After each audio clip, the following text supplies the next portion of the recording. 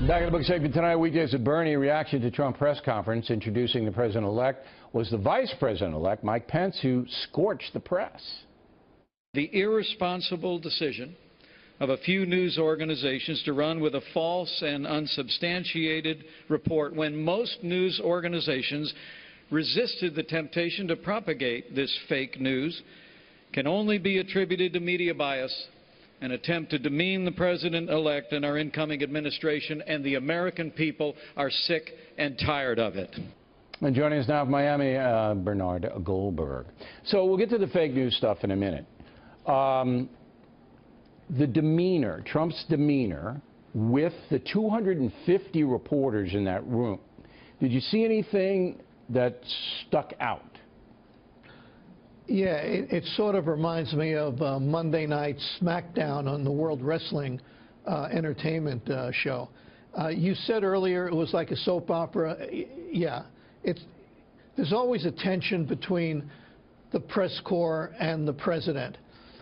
In this case, the president-elect. There's always a tension, but it is going to be brutal for the next at least 4 years.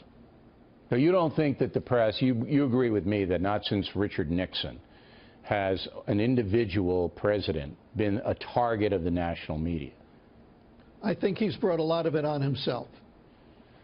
All right, but there is the, give him a chance mantra, which I don't think anybody, not anybody, most in the national media are not going to give him a chance. Now, Rivera thinks he overreacted to the fake news leak. Bolling doesn't. I don't. And I think it's a serious situation when a U.S. intel agency, and that's really what this is all about, all right, leaks out stuff after they present it to the President of the United States. So I want to get your feeling on it. Okay. Generally speaking, and then I'll get to Trump in particular, fake news is an important story. And it's mainly because there are too many chuckleheads out there in the United States who give more credence to fake news than to real news. I mean, what person with half a brain could believe that Hillary Clinton was running an underage sex ring out of a pizza parlor in Washington, D.C.? You know what? People believed it, yeah, because one of them went to Washington. Stuff. They want to believe it. Right. Okay, in the case of Donald Trump, we all agree that what BuzzFeed did was journalistically irresponsible. It was reprehensible. But Donald Trump was wrong when he said that CNN was engaged in fake news.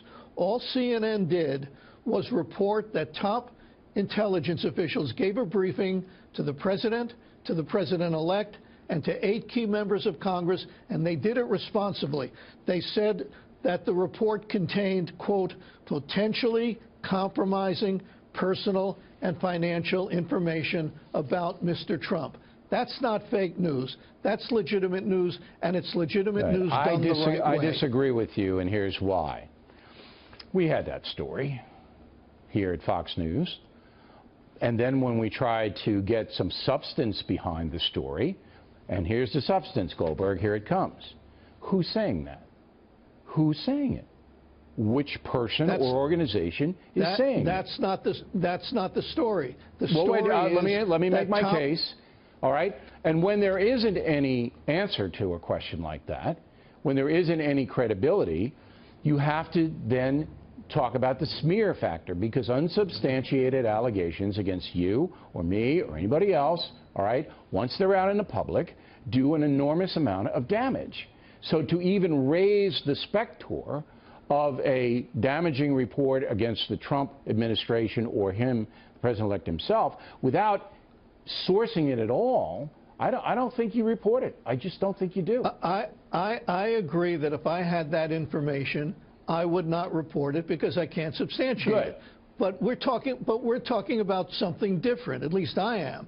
I'm saying top intelligence officials gave the President of the United States and the President-elect and 8 key members of Congress who are dealing with intelligence matters a briefing.